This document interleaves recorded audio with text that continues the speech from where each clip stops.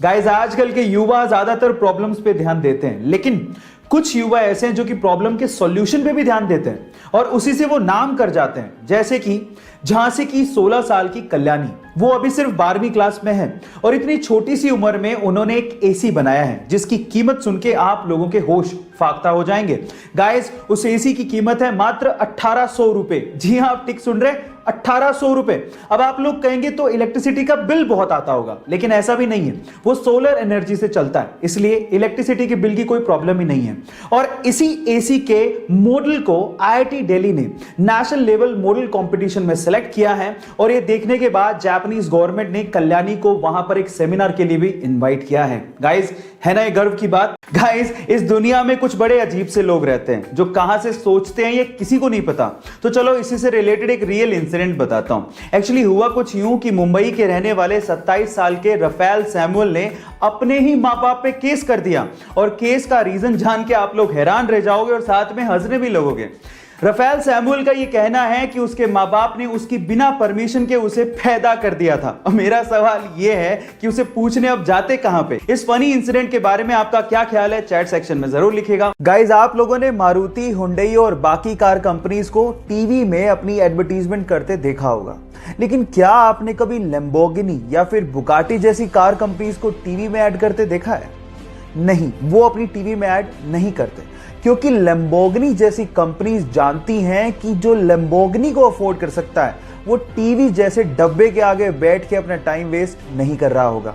हाँ, ये companies online अपनी एडवर्टीजमेंट जरूर करती हैं क्योंकि इनको पता है कि अमीर लोग ऑनलाइन नॉलेज को बढ़ाने के लिए जरूर आते हैं। सो क्या आपको ये फैक्ट इससे पहले तक पता था? और अगर नहीं पता था तो चैट सेक्शन में लिखना मत भूलिएगा।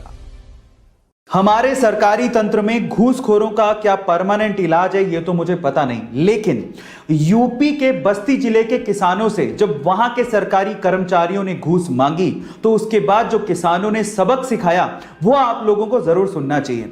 एक्चुअली वहां के सरकारी कर्मचारियों ने किसानों से घूस मांगा तो उसके बदले में किसानों ने एक बोरा लिया और उसमें 40 सांपों को भरा और उसके बाद वही बोरा सरकारी कर्मचारियों के ऑफिस में छोड़ दिया और बाहर से ताला लगा दिया। आई थिंक इस इंसिडेंट के बाद सरकारी कर्मचारियों को अकल तो आ ही गई होगी। गाइस इस इंसिडेंट पे आपको क्या कहना है, चैट सेक्शन में जरूर लिखिएगा। गाइस क्या आप लोगों ने आयरन मैन मूवी देखी है? और अगर देखी है तो एक फैंटेसी तो आपके दिमाग में उस वक्त जरूर आई होगी कि काश आप भी आयरन मैन के जैसे खुली हवा में उड़ पाते। फिर आपने सोचा होगा कि ये सब चीजें तो मूवीज में पॉसिबल है, असल जिंदगी में नहीं। लेकिन रुक जाइए, इतनी जल्दी हार मत मानिए। दुबई के प्रिंस ने एक वीडियो शेयर किया। उस वीडियो में एक फ्रेंच स्काई डाइवर 240 किलोमीटर प्रति घंटे की रफ्तार से एक इंडिविजुअल स्काई जेट से उड़ते हुए दिखाई दे रहा है, ठीक वैसे ही जैसे कि आयरन मैन मूवी में आप लोगों ने आयरन मैन को उड़ते हुए देखा होगा।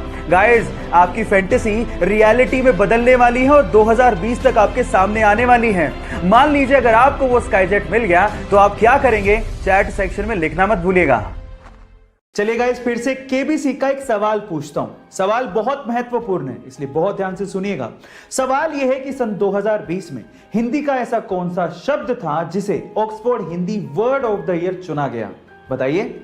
चलिए मैं आपको हिंट देता हूं। साल 2020 एक ऐसा साल जिसमें कोरोना महामारी के चलते सब कुछ ठप पड़ गया था। लोग अपने घरों में थे, आउटसोर्सिंग बंद हो गई थी, इंपोर्ट एक्सपोर्ट सब बंद था। उस टाइम पे हम इंडियंस को दोबारा अपने पैरों पर खड़ा करने के लिए, दोबारा जगाने के लिए उस शब्द का इस्तेमाल किया गया। चलिए मैं आपको बता ही देता हूं। वो शब्द है आत्मनिर्भर, सेल्फ रिलायंस। एक ऐसा शब्द या फिर यूं कहें कि एक ऐसी फीलिंग जिसके बिना कोई भी डेवलपिंग कंट्री तरक्की नहीं कर सकती। गाइस ये फैक्ट आपको कैसा लगा, चैट सेक्शन में जरूर लिखिएगा। लाइफ में पॉजिटिव रहना यानी कि पॉजिटिव एटीट्यूड रखना बहुत ज्यादा जरूरी है और ये सब जानते हैं। जब लाइफ में सब कुछ अच्छा चल रहा होता है तो सभी लोग पॉजिटिव ही थिंकिंग रखते हैं, अच्छा सोच रहे होते हैं। लेकिन जब लाइफ में तकलीफें आती हैं तब पॉजिटिव कैसे रहा जाए ये आप रेस के घोड़े से सीख सकते हो। कैसे, मैं आपको बताता हूं। क्या आपको पता है कि रेस के घोड़े को ये नहीं पता कि उसे रेस में दौड़ना है और जीतना है? उसे तो जीत का मतलब ही नहीं पता होता।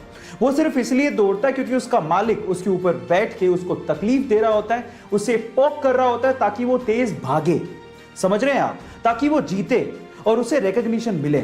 इसी तरह से आप लोग हमेशा याद रखिएगा, जब जब आपको आपकी लाइफ में तकलीफें मिलें, आप लोग याद रखिए कि मालिक आपको जिताना चाहता है। सो इस तरह से आप अपने एटीट्यूड को अपनी लाइफ में पॉजिटिव बना के रख सकते हैं, तब भी जब आपकी लाइफ में तकलीफें हों। ऐसी अमेजिंग मोटिवेशनल वीडियोस के लिए YouTube पे हमारे चैनल को सब्सक्राइब कर लीजिए।